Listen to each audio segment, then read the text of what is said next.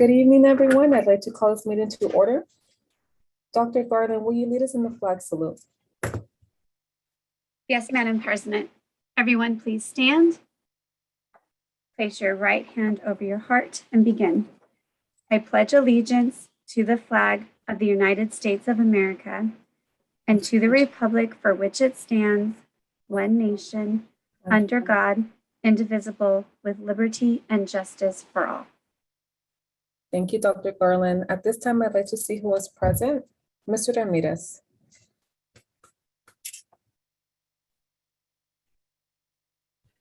I apologize, present.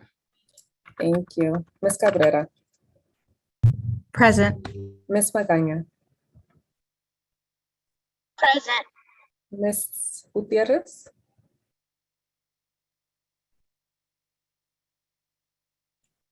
Ms. Gutierrez is not present yet, and I am present. Dr. Garland, are there any modifications to this evening's agenda? Yes, Madam President. Item 5A, there's an error on the agenda. The school year listed was incorrect. It should read, public hearing, 6:30 p.m., resolution number 1, 2021-2022, public textbook and instructional materials compliance for the 2021-2022 school year. Also, item number 5D and 8B were revised. Copies have been provided to you and copies have been uploaded to the website for the public.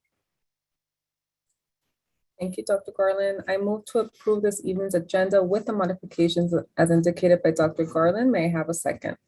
Second. Roll call vote. Mr. Ramirez? Aye. Ms. Cabrera?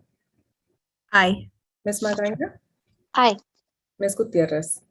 Aye. And an aye for me as well. That motion is carried. At this time, I would like- President Uribe, I'm sorry to interrupt, but Vice President Gutierrez has joined us. Thank you. At this time, I will be moving on to legal comments. Mr. Bill McGuire. Thank you, members of the board, President. Did want to chat briefly about my visit to Shore High School on Thursday. And while unfortunate situation at Shore, I was very impressed by the work that the district, the maintenance operations team, and certainly the principal and the assistant principal that led me through the tour of the facility, and happy to see that the school is opened again. The county superintendent has given Superintendent Mark Scavarna a list of stuff to do, and hopefully I can help him and the administrative team complete those. And then finally, I spoke at the Personnel Commission meeting about some rule modifications, and hopefully we can move forward in a collaborative way to make sure that the district and the Personnel Commission are working together in the future. Those are my comments. Thank you. Thank you, Mr. McGuire. At this time, we're going to move on to our public comment. Legal counsel, do we have any to be read?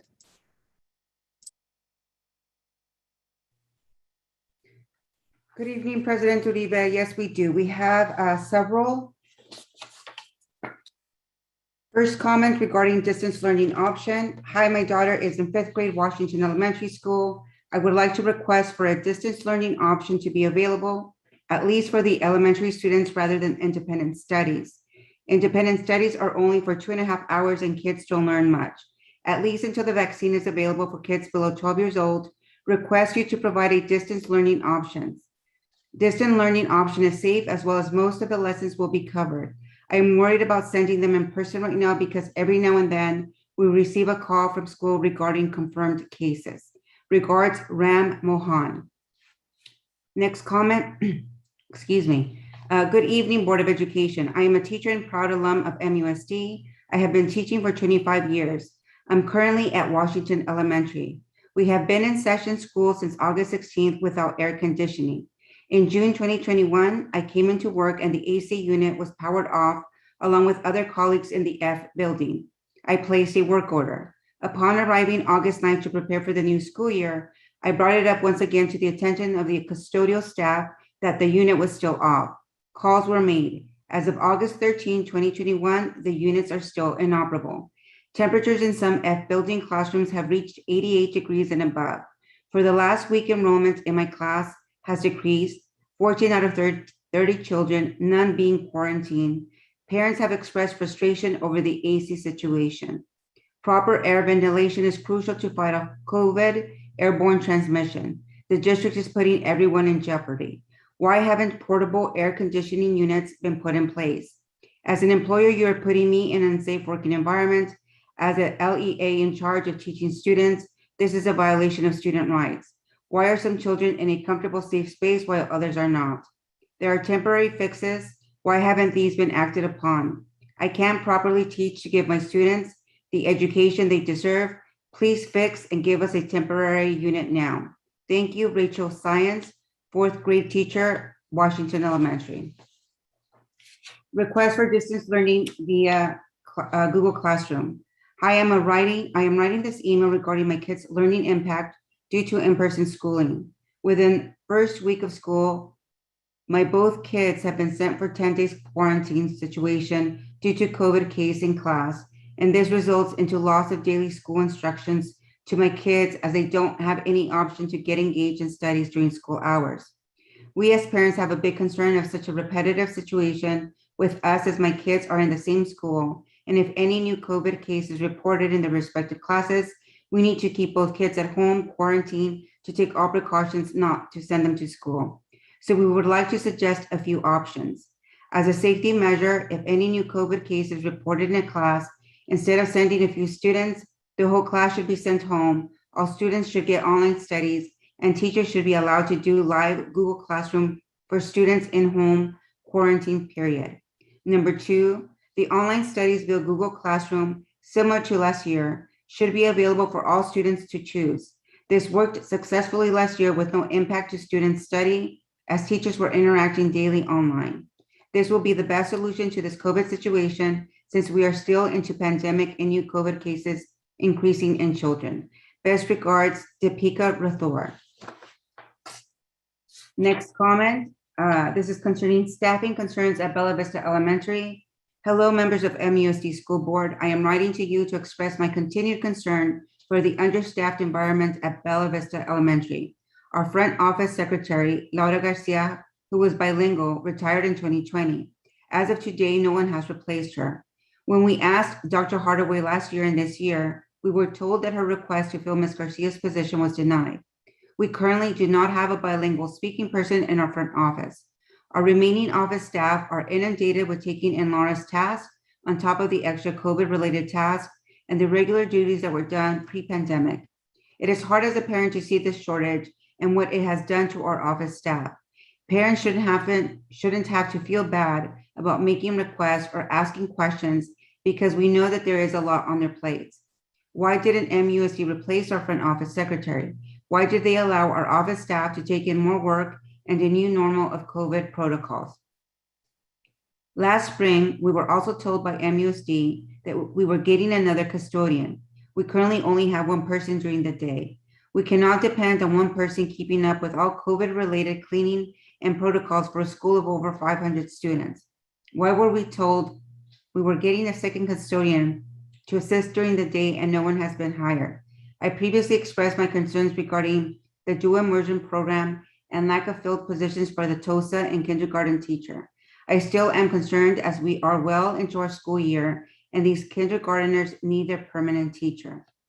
This is the reason why us parents put in so much time and effort to bring in additional programs and incentives into our school. We feel powerless now that we are not allowed on campus.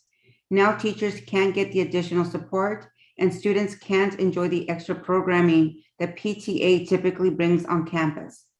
Volunteers should be allowed back on campus if they show proof of vaccination. We need to fulfill our hiring obligation for Bella Vista as it's hurting the students. I know our school is not the only school feeling this pain. I urge you to observe the elementary school's offices during the morning to see how much more support is needed. We need more support through fulfilling our staffing obligations and allowing volunteers back on campus. Our students are hurting because of this. Thank you, Marlene Ramirez. Next comment, dual immersion Mandarin program. Dear district administrators and Board of Education, I am a parent at Bella Vista Elementary School where my daughter is in the dual immersion Mandarin program. I'm writing to express my concern about the kindergarten teacher position that remains vacant, as well as the lack of replacement of the TOSA supporting the Mandarin program. We are already 1 month into the school year, and it does not yet appear that the district is moving forward with any prospects. Our community demands a response to the question of why the district refuses to invest the necessary resources to sustain the dual immersion program. The district needs to develop a plan to competitively recruit teachers in a timely manner so that they are in place before the start of the academic year. But as that did not happen this time, exceptions need to be made so that someone can start as soon as possible, whether that means sponsoring a visa or waiving a requirement. Sincerely, Jose Salgado. Board member, President Uribe, there's about 9 comments related to the same topic of dual immersion program. I'm not sure if you want me to read all of them into the record, or as we have done in the past, and if we've notified folks in the agenda, that if we get repetitive comments, that we will read the first 2 or 3 comments and then read the names of the individuals that submitted the comments. I'll defer to you. I have no problem reading them all, but there are some comments regarding the dual immersion Mandarin program that are repetitive. I'm okay with that, Ms. Copado. Past practice, when we did just summarize what the comments were, that's okay with me. Very well. And if we have no objection, I'll read the next 2 and then just read the name of the parents. Dual immersion Mandarin program. Dear district administrators and Board of Education, I am a parent at Bella Vista Elementary School where my daughter is in the dual immersion Mandarin program. I'm writing to express, oh, I apologize. This is the same one as earlier. I apologize. That was Jose Salgado. Dear district administrators and Board of Education, I'm a parent at Bella Vista Elementary School where my 2 daughters are in the dual immersion Mandarin program. I'm writing to express my concern about the kindergarten teacher position that remains vacant, as well as the lack of replacement of the TOSA supporting the Mandarin program. We are already 1 month into the school year, and it does not yet appear that the district is moving forward with any prospects. Our community demands a response to the question of why the district refuses to invest the necessary resources to sustain the dual immersion program. The district needs to develop a plan to competitively recruit teachers in a timely manner so that they are in place before the start of the academic year. But as that did not happen this time, exceptions need to be made so that someone can start that as soon as possible. So the similar comments are from Mr. Jose Salgado, Chow Luk, Isaac Wong, Com Cheek Time, it's Taing, Angel Cuevas, Nathan Moriyama, Jane Portillo, Erica Cabrera Moriyama, Rolando Alvarado,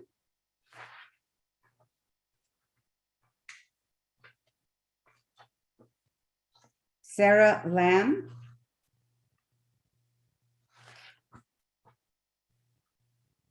okay. I'll move on with the remaining comments. This subject is classroom phones. Good evening, President Uribe, MUSD school board members, executive cabinet, and community.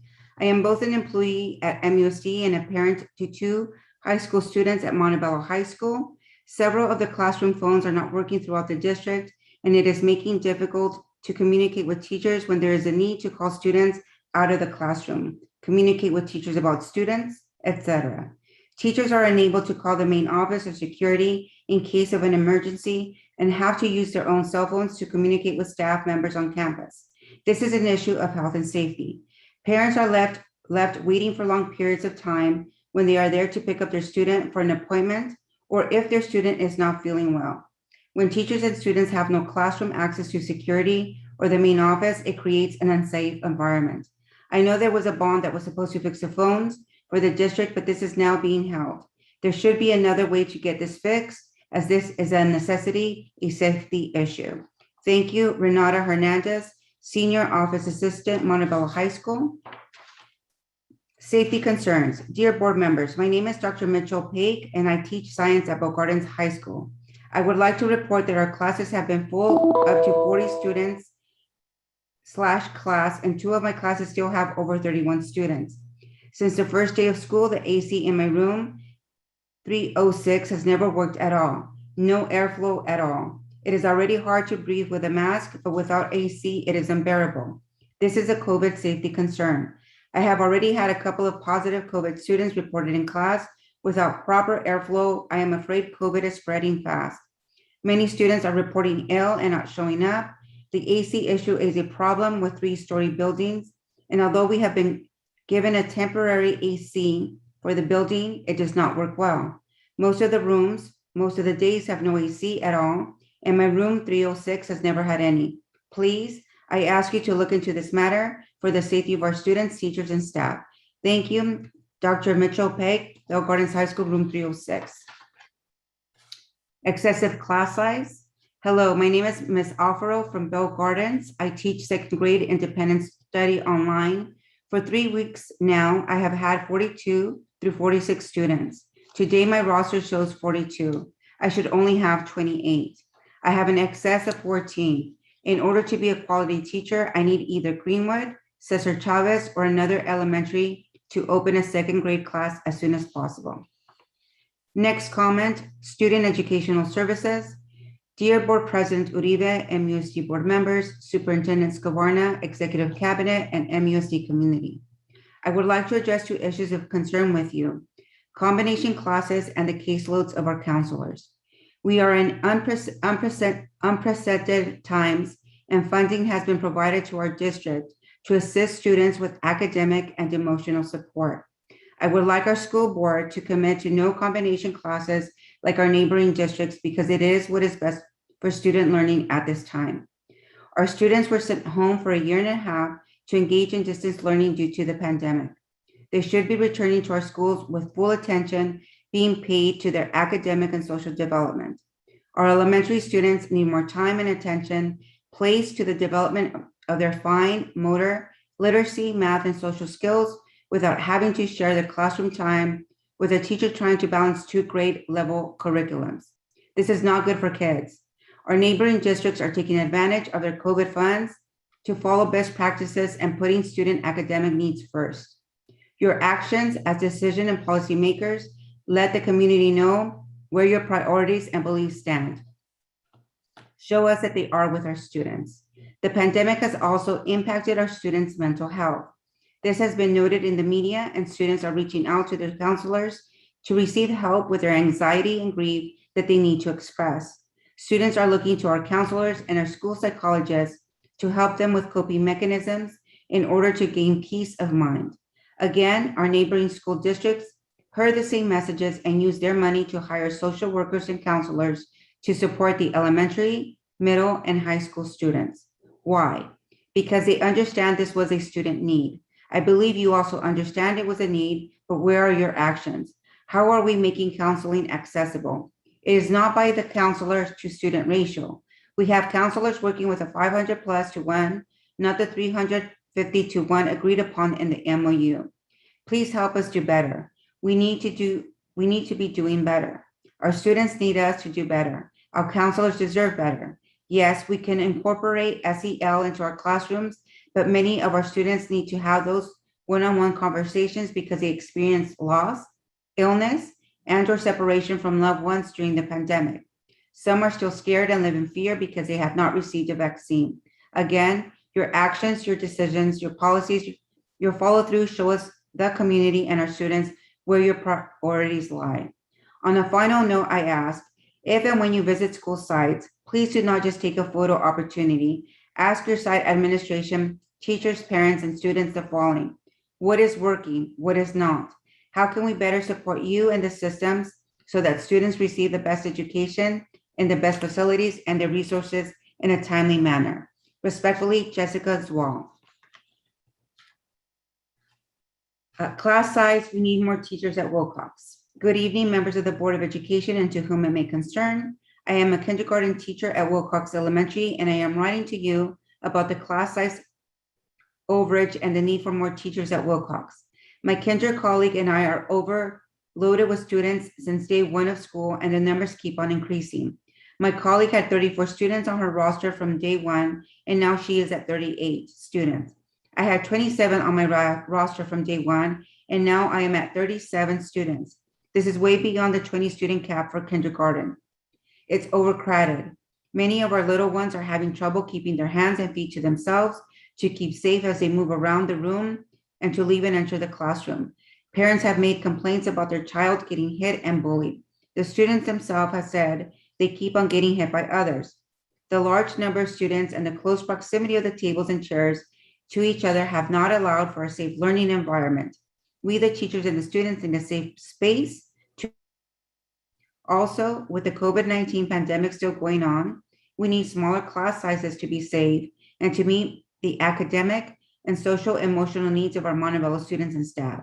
We need at least 2 more teachers at Wilcox Elementary as soon as possible. Thank you, Christina Fong.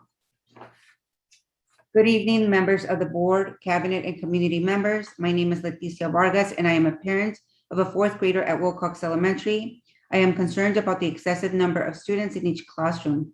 I was under the impression that school districts, including Montevallo, have received or will receive COVID relief funding to alleviate an overcrowding problem in the classrooms. We are still under a pandemic, and our vulnerable population right now are our children in the elementary schools.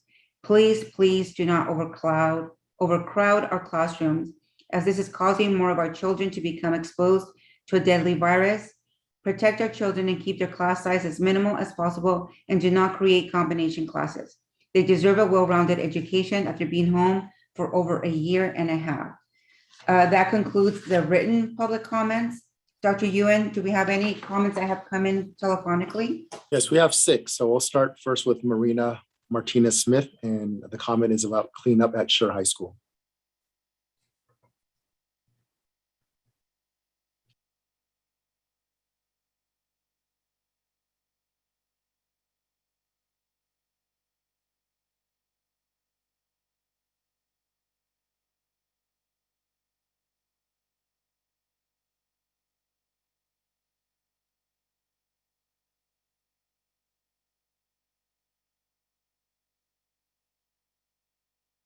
Go ahead, you have 3 minutes. Okay, thank you. Good evening, the board, Mark Smarna, Larry McKiernan, the vice principals of Sure High School, Gabriel Navarro, Jennifer Martinez, Dominic Cohn, Dr. Geiger, the maintenance team, Dave Navarro, and MTA and CFDA. Thank you for coming out to our campus and advocating for the temporary closure of Sure High School to ensure that the pestilence on our campus was effectively implemented and a maintenance plan established. I hope that this momentum continues and our custodial staff is increased in number. Prior to the pandemic, our rooms were cleaned every other day, swept once a year, if not swept by us, because our custodians were ill-equipped and understaffed. As a result of minimal custodial staffing and neglect to our classrooms, our school was not only overrun by rats, but led to decay, and it did. We have lost varsity athletes for soccer, cross country, baseball, tennis, track and field, softball, because our fields are not suitable for playing. The big and small gym are still awaiting appropriate HVAC, air purifiers, and hand sanitizers.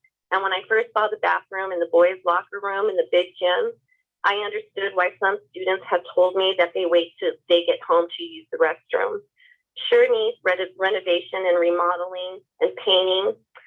It's true we can't go back in time and change the present, but we can correct what was neglected at Sure High School, and I'm asking that you please do that for our campus, for our students, for the staff, for the admin, because I really feel that we all deserve, and our community, and I thank everyone for advocating for us again. Just a nice campus for our school. Thank you. Next, we have David Navarro calling about Sure High School and class size.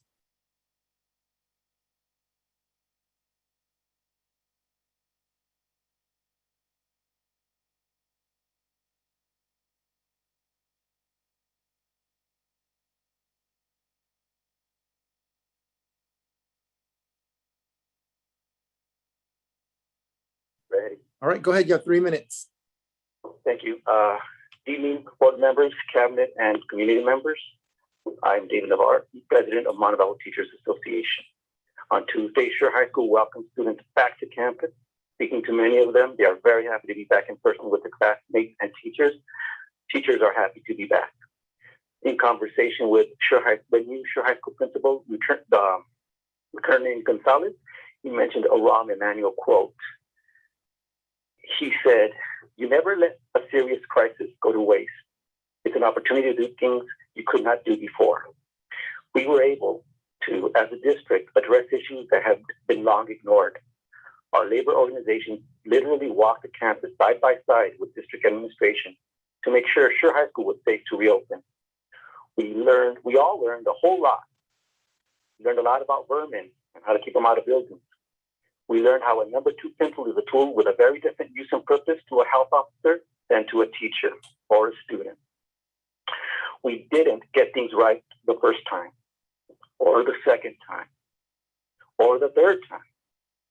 And we did not always see eye to eye, but we continued to talk to each other and to work together. The culmination was the reopening of Sure. I ask today that this board and this district use this crisis as an opportunity to do things it had not done before. Yes, Sure High School is open. It is much cleaner, safer, and more beautiful. But there are still serious facilities issues that we need to address, not only at Sure High School, but district-wide. The COVID-19 crisis presented an opportunity for this district to do something it had not done before. At the last board meeting, this body passed an MOU that lowered class size district-wide. We all agree that lower class size in the pandemic is the right thing to do in terms of safety and in terms of educational justice. District-wide, we have a serious class size and combo issues. For a number of reasons, those class size commitments and obligations are not being met. The MTA is working closely with the district on a resolution as we speak. And we ask the board to support and encourage the district in its efforts to remedy the situation and to fully meet its commitment to lower class size and no combos. Finally, please make desk buddies optional. They do not keep us safe. Students cannot see. Students cannot hear. Students cannot learn. They do not fit. Please do not spend any more money on them. Thank you for your time. Have a good evening. Next, we have Sonia Salcido Valencia calling about practices for COVID cases confirmed and bad practices about the district.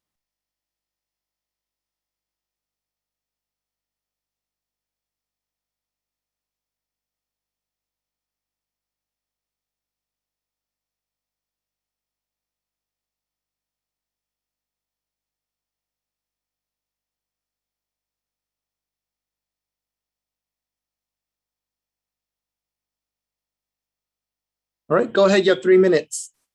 Hold on. Yeah. All right, I'll start when you start talking. Okay. Good evening, Board President. Uribe, also the superintendent and the executive board and other members of the board. Being a school board member is not easy. It is so easy to fall in traps of making mistakes by being misguided or misinformed simply by trusting certain people. Be strong. And don't be afraid to make changes and just say no. Let's take a look at certain items in today's board agenda. For starters, why would you recommend to be made to free up $4.5 million of base funds to move to expenditures in other accounts? These $4.5 million in base funds will now be accessible to 2 charter schools in the district, knowing that one board member, Mr. Alejandro Ramirez and Ms. Elizabeth Cabrera, support charter schools. We know this is a strategic move on their part. Let's take another look at items in the agenda. Item 3A, purchase order, listing that there's a purchase order in the amount of $2.2 million for Full Circle Builders Incorporated.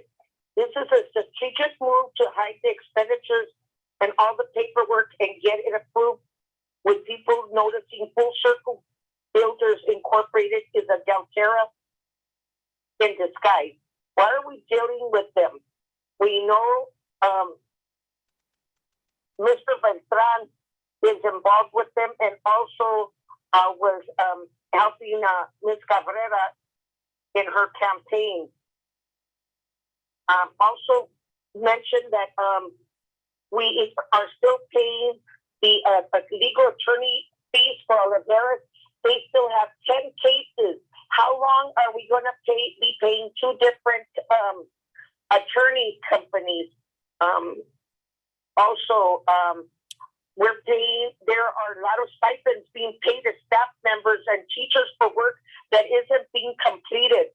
For attending events are not required for several extracurricular activities. We paid for different sports that didn't get paid, yet we paid those teachers the stipend for being the coach. We also are paying $400 for a lot of teachers to attend the transition from like kinder to, or from the elementary to junior high. Why are we paying teachers to be present there? That doesn't make sense. You know, we keep being in the red because of these misusage of money. Excuse me. Board members, please make the right decisions. Don't fall for the same old mistakes that previous people have made. All right, thank you. That was 3 minutes. And one more thing. Next, we have Lisa Navarro Gutierrez calling about the BGE construction.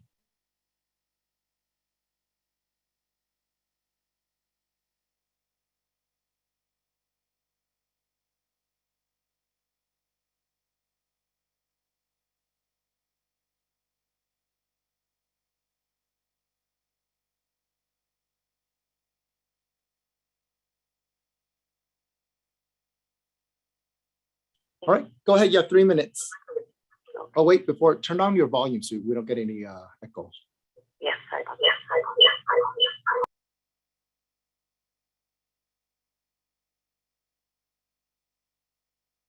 Okay, go ahead. You have 3 minutes.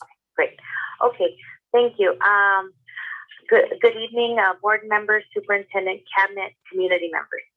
I am a third grade dual immersion teacher at Bell Gardens Elementary School, and I'm also the union rep for one of the union reps at our school site. I'm calling because we have a big issue right now with roofing work done at our school site. So there's a brand new building that they're in the process of putting down next to it, but the actual buildings themselves, they're over 80 years old. They're quite old. They are getting re-roofed at the moment, so the noise is very loud, and it's interrupting instruction where it's very hard for the kids to concentrate because they're hearing constant pounding, nail guns also applying the flashing. But the big issue for us right now is the fumes. The fumes are horrible. They're rolling adhesives, chemical adhesives onto the roof while students are in the class, not letting teachers know. And so the air conditioning's on, and then the smell goes straight into the classroom, and it's horrible. On several different occasions, teachers and students have been feeling sick while it's happening, and we'll notify the office and they have to move rooms. So that's had to happen on several occasions. On September 2nd and 3rd, though, we think something went wrong with the chemical mixture, possibly, because the smell was, again, extremely nauseating. Students and teachers had to leave the room. But actually, from the chemicals that day, it still remains. The chemical smell still remains in the rooms, and teachers are still feeling sick. And when I'm saying sick, a lot of allergic reactions, burning eyes, sore throat, cough attacks. There's moments they just have to step out of the room because they're coughing so bad. I'm requesting that we, if possible, put an immediate halt to the roof work while students are in session at Bell Gardens Elementary. This should not be happening students and teachers should not be feeling sick. We should feel safe at work, and we don't feel safe. Right now, the two chemicals that are said to be used is the elastrometric wall flashing adhesive and a Tremco cold roofing ply adhesive. These adhesives smell very strong, and they're carcinogens. They're level 1A carcinogen. And again, it's unfair to put teachers through this and students through this. We're just walking. All right, thank you. That was 3 minutes. All right, next we have Christine Demas calling about school clustering.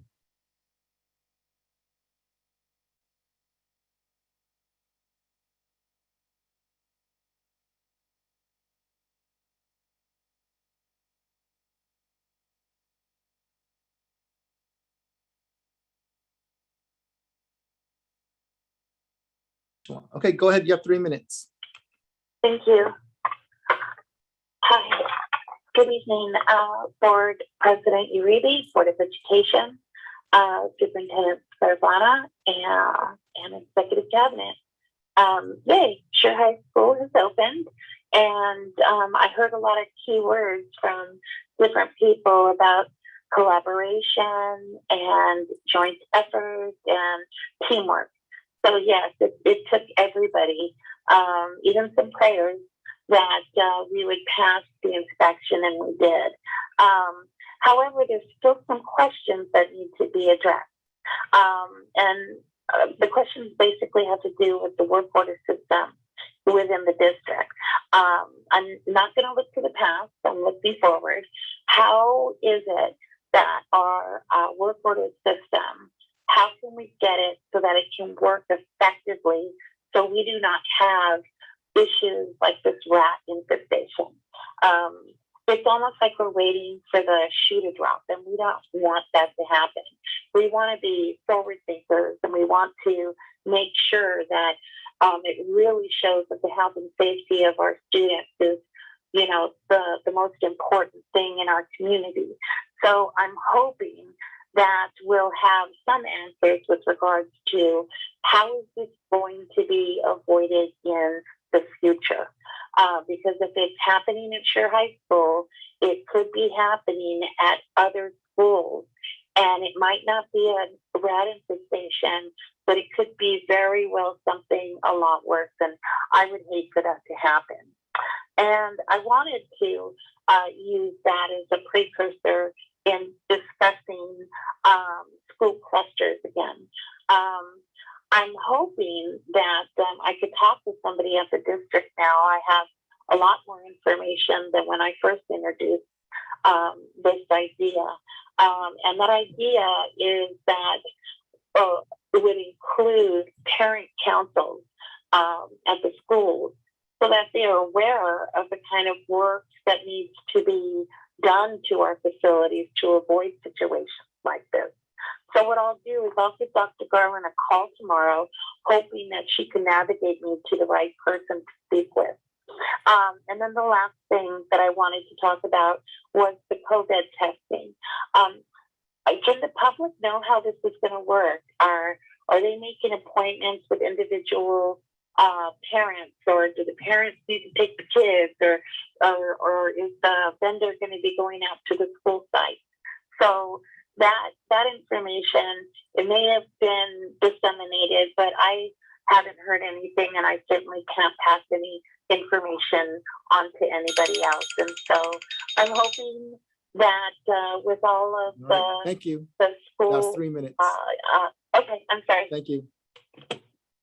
And then finally, we have Marisol Rivera making a public comment.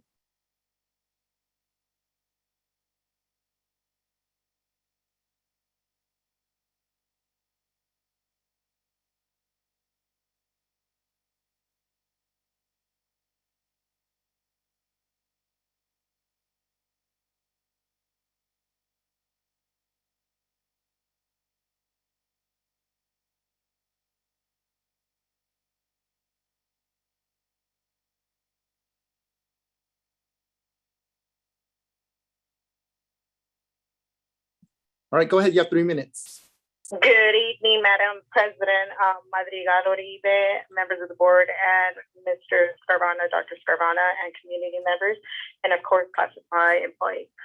Couple of items, just want to let you know, it is great to see that sure high school students did come back. I do hear a lot of comments in reference to how long it took to reopen, but also let's not forget the reason how everything's been created. We need to realize and we need to make those choices that we need to make those classrooms as educational as possible. Not only that said, but we do need to provide more personnel. As I continue to say, we need the personnel in order to facilitate a lot of these questions about work orders. The unfortunate part is under the classified sector, we are very understaffed in every single area. School sites, maintenance and operations, security, those are primary things that we need to make sure that we focus because we need to provide these services for students and protect. Classified is always willing to provide and assist, but also at the same time, we don't make those decisions where the budget goes, where the funding goes for a lot of the positions itself. All I'm asking is we need to work together. On another note, also, just to keep in mind, as a Board of Education, you have your role to follow, as well as my personnel commission has a role to follow. That's why we have two different entities. And just to remind, we cannot go hand in hand because that personnel commission protects classified employees as a general. But once again, I just want to let you know we're here to work together and move forward, but we really need to make a lot of changes. I also want to say thank you, Dr. Garland, for handling the situation at the district office. Thank you very much, but we need to work together. Thank you and have a great evening. All right, that concludes public comment. Thank you, Dr. Ewan. At this time, we're going to move forward to our discussion and action items. We're going to consider item 5A, public hearing, 6:30 p.m., which, yes, it's 6:42. Resolution number 1, 2021-2022, it's my contacts, I think. Pupil textbook and instructional materials compliance for the 2020-2021 school year. At this time, I declare the public hearing open. Dr. Ewan, is there any staff report on this item? Hi, good evening. Just quickly, Education Code Section 60119 requires that local governing boards hold an annual public hearing and adopt a resolution stating whether each pupil in the district has sufficient textbooks or instructional materials in reading language arts, mathematics, science, and history social science aligned to content standards and consistent with the content and cycles of the curriculum framework adopted by the State Board of Education. Instructional materials also include health and foreign language, as well as science laboratory equipment for high school science laboratory classes.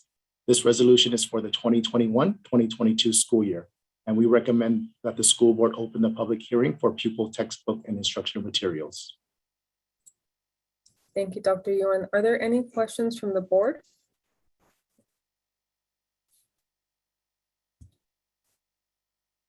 Okay, hearing none. Legal counsel, do we have any public comment on this item?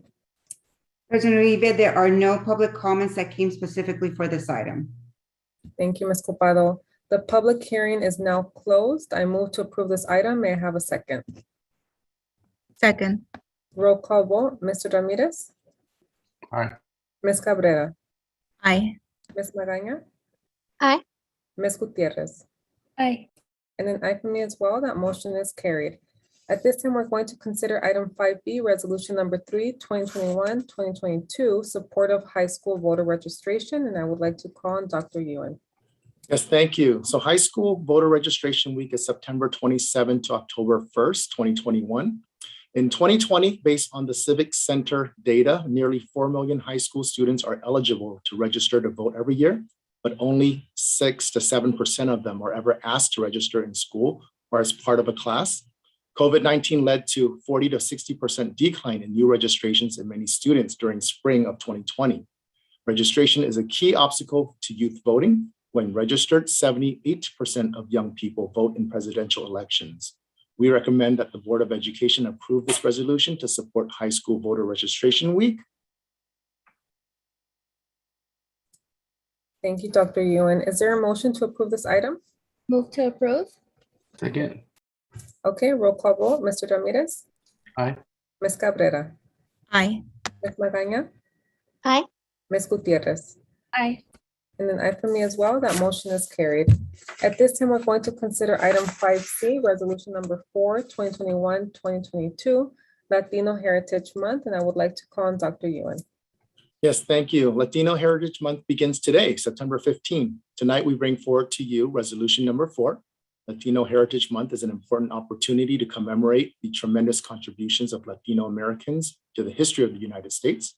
It is an opportunity to reflect on the complex history of the United States while remaining hopeful and confident about the path ahead for all Americans. It also provides a continuing opportunity for all teachers, students, and families to learn from the past and understand the experiences that have shaped the United States. We recommend that the Board of Education approve this resolution, recognizing September 15 to October 15 as Latino Heritage Month. Thank you, Dr. Yuan. I move to approve this item. May I have a second? Second. Not sure who it was. Ms. Gutierrez, Mr. Ramirez? Ms. Gutierrez. Okay. Roll call vote, Mr. Ramirez, Aye. Ms. Cabrera, Aye. Ms. Magaña, Aye. Ms. Gutierrez, Aye. and an aye from me as well. That motion is carried. At this time, we're going to consider item 5D, amendment of the local control and accountability plan, and I would like to call on Dr. Yuan. Yes, thank you again. So on June 23, 2021, the Board of Education adopted the Local Control and Accountability Plan for the 2021-2022 school year. It was submitted to the Los Angeles County Office of Education for review and approval. On August 13, 2021, LACO provided a clarification letter, which asked the district to clarify some information on the LCAP. District personnel worked with LACO personnel to clarify and explicitly explain actions to ensure the LCAP meets all legal requirements. A revised LCAP reflecting these changes was sent to LACO for final approval, which we received confirmation today right before the board meeting that they approved. I want to give Dr. Mooney a huge thank you for working with LACO staff in getting this document approved. And right now, he will be sharing those updates with you. Thank you, Dr. Yuan. Thank you, Board of Education, Madam President, Cabinet, Dr. Scavarna, and all of our audience members out there in the digital audience today. I have a very brief presentation to describe some of those changes that Dr. Yuan mentioned that are a result of our conversation and work with LACO to have an approvable and LCAP and to have the LCAP approved just today. It was nice to see that email. So as a review, the Local Control and Accountability Plan is a 3-year plan, and this is actually the first year of the new 3-year cycle, which I think is appropriate coming back in the new normal that we're in, still in the middle of a pandemic, but back in person for in-person instruction. The LCAP includes, among other things, the description of how we plan to spend $211 million in base grants based on our student enrollment and attendance, and $68 million in funding that we receive on the basis of our number of low-income, foster youth, and English learner students. Dr. Yuan mentioned this timeline that we adopted the LCAP in June, and we are bringing for you today to approve an amended LCAP based on those conversations and that work with the Los Angeles County Office of Education. There are 6 areas that I've highlighted here that summarize the changes that have been made to the LCAP since in the last 2 months, since we got the letter from LACO. In the annual update section of the LCAP, which is the pink section, if you're viewing the document, we were requested to add additional language to clarify how our actions in 2019 to 2020 and 2020 to 2021 were focused on the needs and to support the needs of our English learners, foster youth, and or low-income students, as I mentioned, because those student groups do generate a significant amount of our supplemental and concentration grant funding. We also had some transposition errors when we copied from the 1920 LCAP into the annual update. Some things were duplicated, so we needed to to fix those, just transposition errors. Those are relatively, you would think relatively simple, but it did require a lot of going through the documents to make sure that everything matched. And in the current LCAP, the actual plan itself, the 21-24 LCAP, specifically for this year's plan, we were requested to add some additional specificity in our actions. Many of our actions did not include the level of specificity that LACO recommended that we have. For example, action 3.5 is our pregnant and parenting action. And we described the pregnant and parenting program that we would provide it. But LACO requested that we add additional detail to what exactly will happen on behalf of students in that pregnant and parenting program. And so we added many bullets to many of our actions that provide additional specificity. So it did increase the length of the LCAP, but overall, the structure of the LCAP itself is not changed, even though there is more information in there under some of the items. We made some budget adjustments. Some items were increased, some were decreased. The largest changes would be to our English and math actions, which were both increased by approximately $3 million in order to provide additional training for our teachers to improve student outcomes in those academic areas. The second to last bullet, revisions to more accurately describe how LCAP actions increase or improve services for English learners, foster youth, and or low-income students. While we did this in the LCAP, again, LACO recommended that we increase the amount of explanation and connect each of the actions a little bit more explicitly to the needs of those student groups. And this, again, did not drastically change the LCAP, but it did add additional length to that section of the document. And also they recommended some minor formatting changes and some changes to the language. There were a few times where we used terms that personnel working in the district would be familiar with, but might not be as clear to someone on the outside reading it. So they were kind of a second set of eyes to help us make sure that the document itself is more readable and approachable by the community. And that summarizes the changes. As I mentioned, there were not wholesale changes to the document itself. It really was adding some clarity and some additional information to it. And we are asking that tonight we approve that amended LCAP. And as Dr. Yuen mentioned, LACO has approved all of our changes, and now we're just asking for the Board of Education to also approve those changes tonight. And that concludes my presentation. Thank you, Dr. Mooney. Are there any questions from the board? Okay, hearing none, I move to approve item 5D. May I have a second? Second. Mr. Ramirez, I believe. Roll call vote, Mr. Ramirez, Aye. Ms. Cabrera, Aye. Ms. Magaña, Aye. Ms. Gutierrez. Aye. And an aye from me as well. That motion is carried. At this time, we're going to consider item 5E, and I would like to call on Mr. Ellingson. Good evening, Madam President. Thank you. Good evening, Madam President, members of the board, our community, and executive cabinet. Tonight, we bring back our unaudited actuals for revision.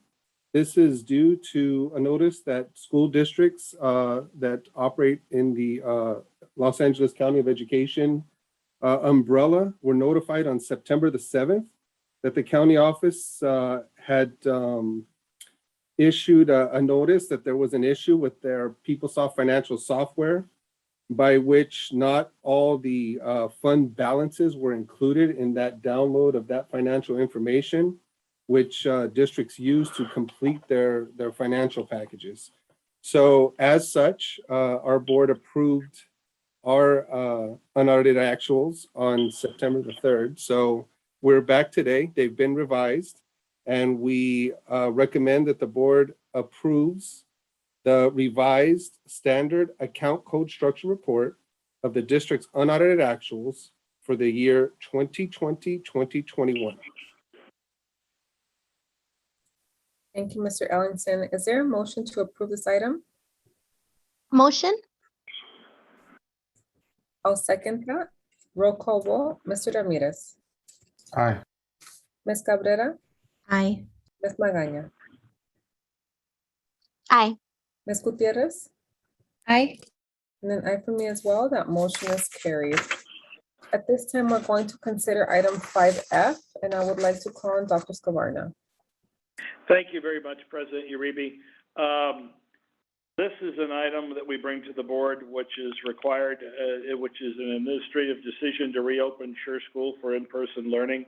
Checked with legal counsel before we did this. We went over this together and put this on the agenda for your folks' ratification of that action, which happened this Tuesday. I certainly appreciate everyone's comments about Sure.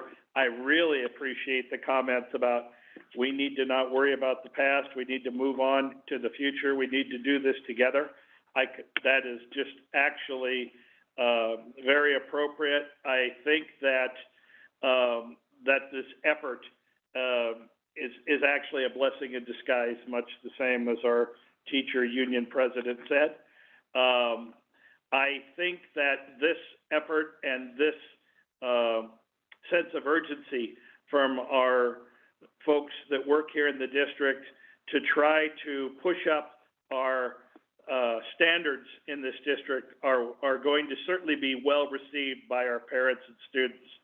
Let's not forget that parents and students in this district have struggled and suffered with these facilities for years. We will get on top of the air conditioner, which we hear you loud and clear.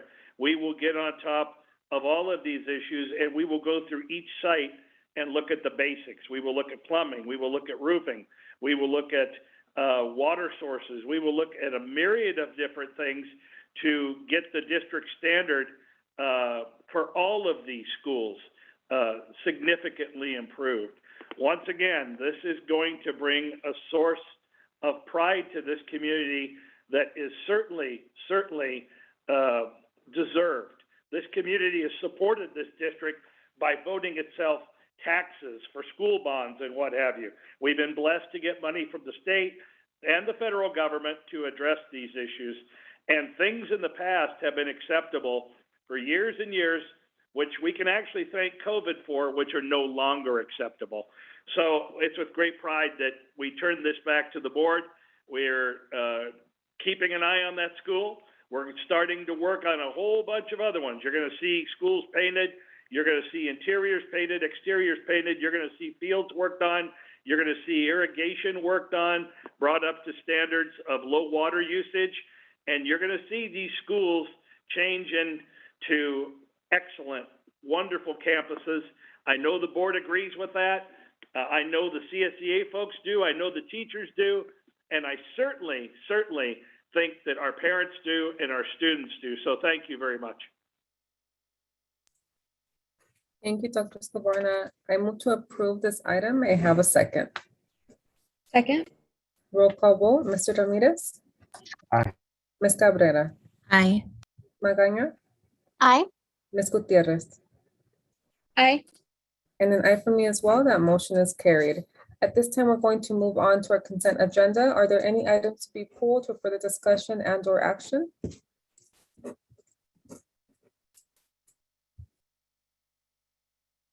Okay, hearing none, do I have a motion and a second for the approval of the consent agenda as presented? Motion. Second. Roll call vote. Mr. Ramirez? Aye. Ms. Cabrera? Aye. Ms. Magaña? Aye. Ms. Gutierrez? Aye. And an aye for me as well. That motion is carried. At this time, we're going to move on to our Board of Education member report, and I will begin with Mr. Ramirez. Good evening, everybody. I'm so excited with the reopening of Sure. I'm so happy to know that our students are back in the classroom. You know, I had families in the community come up to me like, when are we opening? When are we opening? My daughter doesn't stop talking about it. She's tired of being home. She wants to go to school. She wants to see her friends and do all these things. So I'm so glad that their anticipation of going back to school is there and they're ready to be there. And I'm hoping that you know, as we get back into the rhythm of things, that we continue to iron out these details, because I know that this is our first time doing this and reopening schools, and we're making sure that we're trying to do our best to keep everybody safe, because that's our top priority. So please keep reaching out with any of your concerns. We're listening. We're doing our best to fix them. Things take time. Other than that, it's getting colder out there. Please drink lots of water. Have a good day, everyone. Ms. Cabrera. Buenas noches, everyone. Just want to say that we're listening. Things are moving, just like Dr. Escobarna shared. And I just look forward to working, just making sure that we are doing our best to provide what's best for our students. And with that, I just hope everyone has a good night. Ms. Magaña. Good evening, everyone. Thank you so much for saying that, Dr. Scavarna. I think it's important that the community knows that we are working on everything that we are discovering. We are wanting to push our schools forward, and you will definitely see that progress. It's been a long time since, there's been that kind of investment in the district, on the board, where you really want to see things improve and where you're putting all the effort. It's been a long time. There's been a lot of damages. There is a lot to fix. And so we understand your frustrations. Know that it is our priority to push this district forward. So thank you so much for your comments. Thank you for your patience. I did have the opportunity to be at the reopening of Sure High School. I know that part of our cabinet members, our administration, Vice President Gutierrez, some of our council members from Montevallo, they were there, and it was great. I really want to thank Ms. Martinez for stepping up at such a challenging time and showing some true leadership skills. So thank you so much for that, Ms. Martinez. Thank you so much for all the staff that worked hard and made that reopening happen. I know Dr. Geiger worked really hard. I know that our entire cabinet was elbows deep. They were working really hard. Our teachers, our CSEA, just a big shout out to all of our CSEA members, our custodial, everyone that was involved with that reopening. Thank you for rolling with those punches. And everyone have a great week, and look forward to keep hearing it from you guys. Thank you.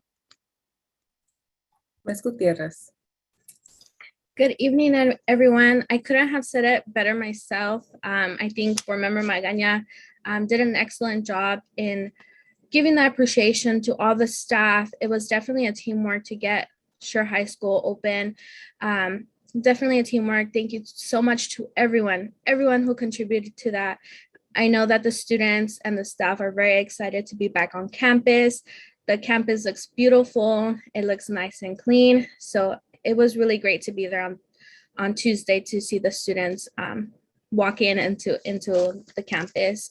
Also, I want to welcome our new principal at Sure High School, and just keep doing great things in our school district. And definitely, we're going to make changes as a team, and it's really important that we all work together.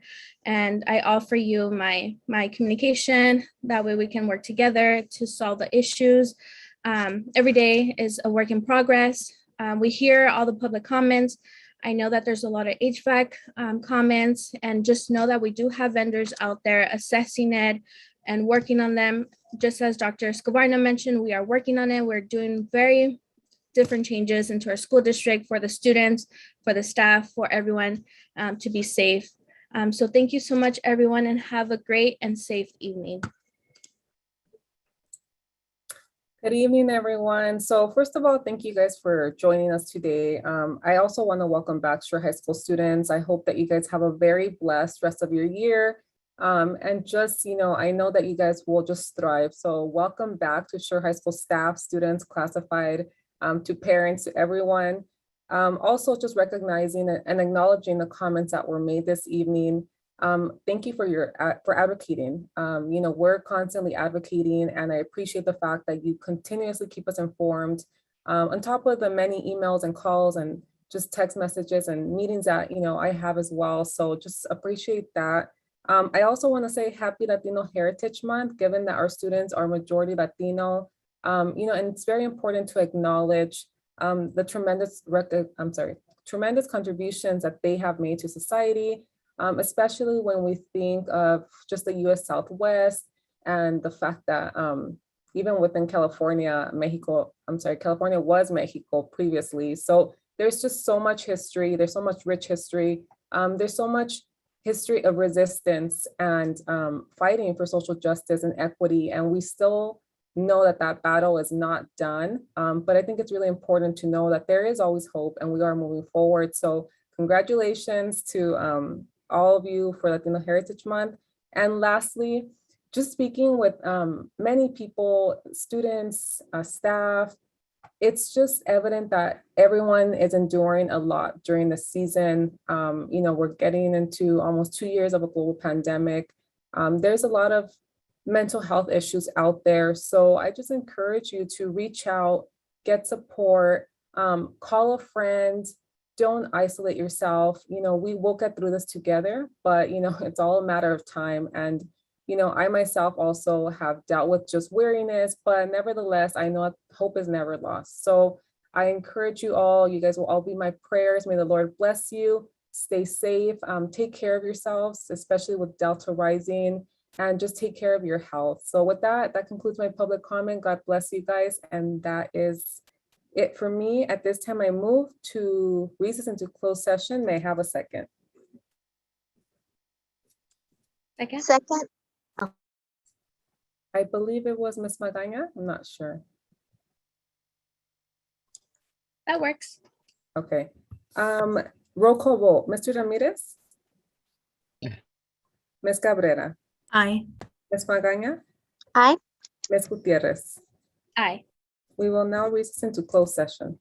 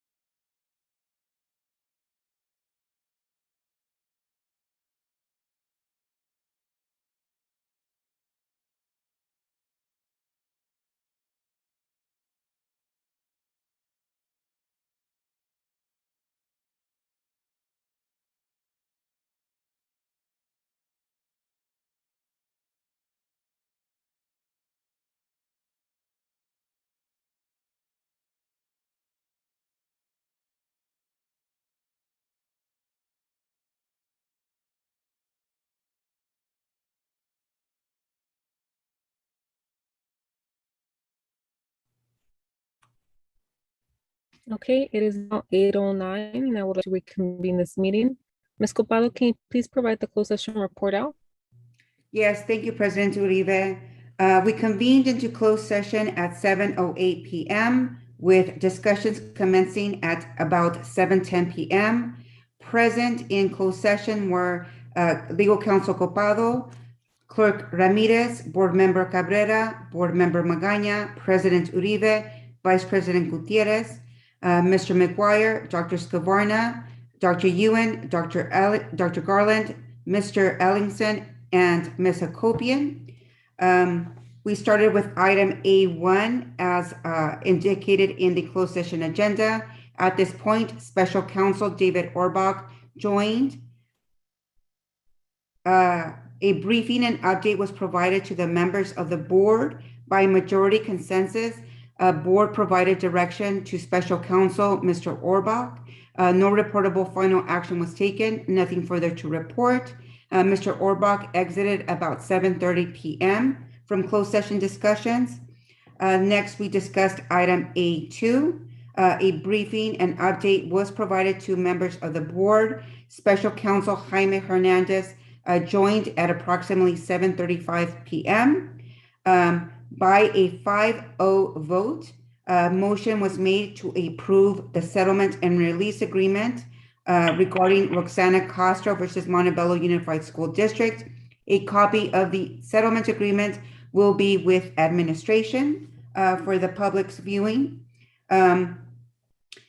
Mr. Hernandez exited closed session discussions at about 7:42 p.m. Next was item A3. A briefing and update was provided to members of the board. Also present at this time was Mr. Eric Salbert from my office. By a majority consensus, direction was provided to legal counsel. No reportable final action was taken, nothing further to report. Mr. Salbert exited closed session discussions at about 7:59 p.m. As to item A4, Dr. Garland and myself provided a briefing and an update to members of the board. By majority consensus, direction was provided to legal counsel. No reportable final action was taken, nothing further to report. As to item A5, this was an informational matter for members of the board. The members of the board were provided with a briefing and update. This was concerning the ratification of a workers' compensation settlement agreement in the matter as listed on the closed session agenda. The total award amount is $43,790, which was approved by a workers' compensation appeals board judge, and the settlement has been paid in full. Information regarding the settlement is with risk management from the district. Closed session discussions concluded at 8:08 p.m. this evening, and that concludes my report. Thank you, Ms. Copado. It is now 8:12, and I move to adjourn tonight's meeting. May I have a second? Second. I believe it was Ms. Cabrera. Yes. Yeah.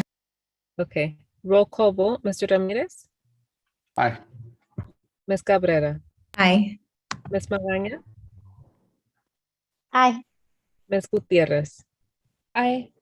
And then for me as well, that motion is carried. Have a good night, everyone. Thank you, everyone. Good night, thank you. Hi, everybody. Good night. Good night.